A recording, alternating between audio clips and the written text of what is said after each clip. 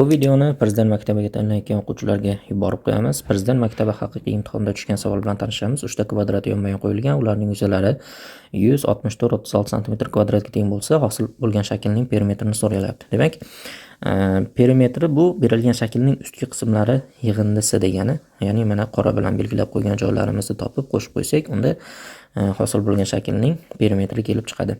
Xo'p, demak, mana bu shaklning yuzasi yuzligidan buni tomoni 10 ligini topib olsak bo'ladi. Sababi bu kvadrat tomonlari o'zaro bir-biriga teng bo'ladi va bu tomonni bu tomonga ko'paytirsam 100 chiqishi uchun tomonlari 10 dan bo'lish kerak. Xo'p, mana buni yuzasi 64 ligidan buni tomoni 8 ligini topib olsak bo'ladi.